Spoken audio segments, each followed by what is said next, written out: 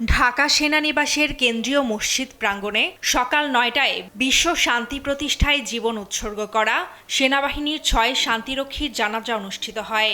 তাদের শেষ বিদায়ে উপস্থিত ছিলেন স্বরাষ্ট্র উপদেষ্টা, ৩ বাহিনীর প্রধানসহ ঊর্ধ্বতন সামরিক কর্মকর্তারা। বিকেল ৩:১৫টার দিকে নিহত বাংলাদেশি সৈনিক শামীম রেজাকে রাজবাড়ীর কালুখালী উপজেলার মৃগী ইউনিয়নের হোগলাডাঙ্গি গ্রামে পারিবারিক কবরস্থানে দাফন করা হয়। দুপুরে সেনাবাহিনীর হেলিকপ্টার যোগে তার মরদেহ রাজবাড়ীতে এবং পরে অ্যাম্বুলেন্সে করে তার বাড়িতে নেওয়া হয়।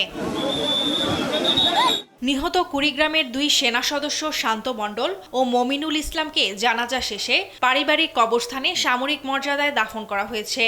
হেলিকপ্টার যোগে কুড়িগ্রাম এবং পরে অ্যাম্বুলেন্স যোগে মরদেহ বাড়ি পৌঁছানো হয়। পরে সেখানে সৃষ্টি হয় এক আবেগঘন পরিবেশ।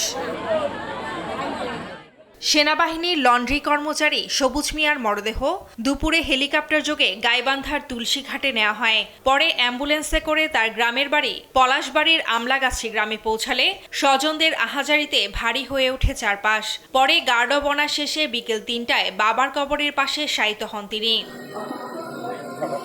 ফারজানা আফরোজ টুম্পা, নিউজ ডেস্ক, দেশ টিভি।